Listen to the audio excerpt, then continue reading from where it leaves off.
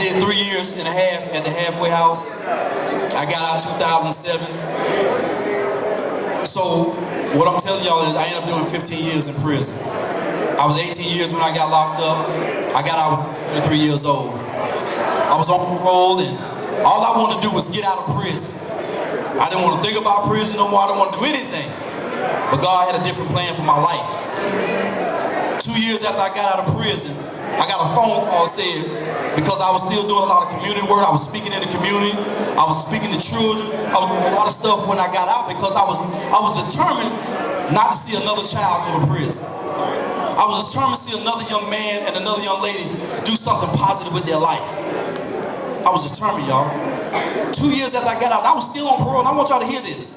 To show you how great God is, how God do things sometimes that'll just throw you off. Now, I didn't want to be back in prison. I didn't want to go back, want to do anything.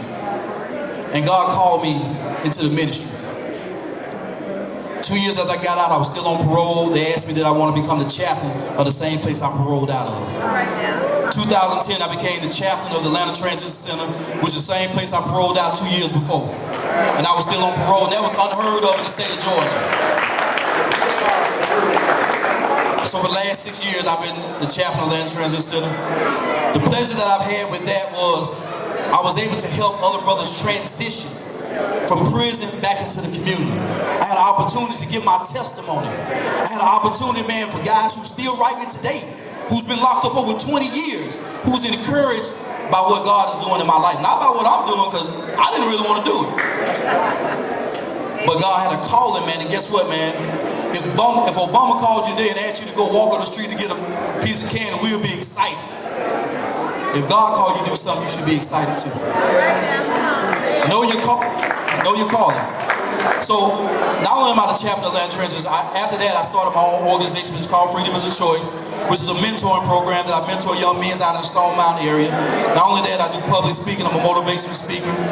Not only that, Fulton County asked me would I come do the Scared Straight program, which I just started doing with them. They just got me on as a part of a chaplain program at Fulton County. Not only that, I've been asked at the DJJ to come teach classes at DJJ, which is a juvenile facility. So I've been real busy the last couple of years because guess what?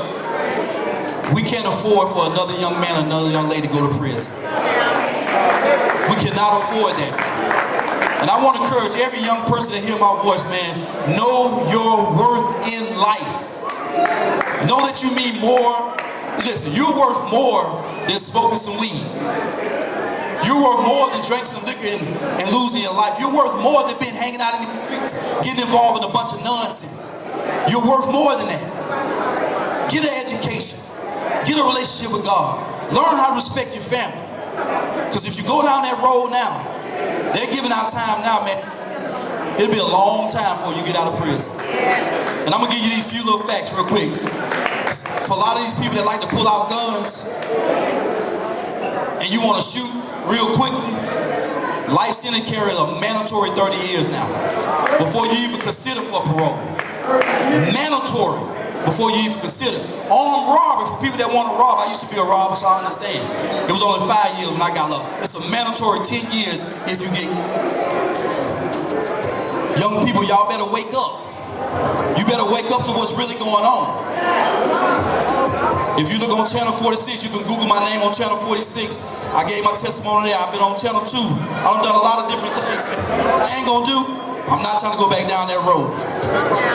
I'm willing to die to save our young people, man. So I want to encourage everybody, be a mentor. Stand up and be a mentor. We need more brothers in the mentor. We need more brothers, man, to start standing up for what's right. We can't blame no white man. We can't blame the police. Guess what? Take our community back. We gotta take our community back.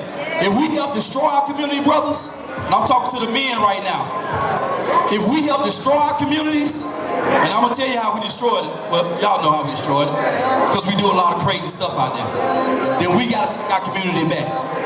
We gotta start worrying about the clubs and worry about all this nonsense and start taking our young people back, getting them back in school, educating them, get them back connected with their families, get them back connected in military, anything that's gonna be positive.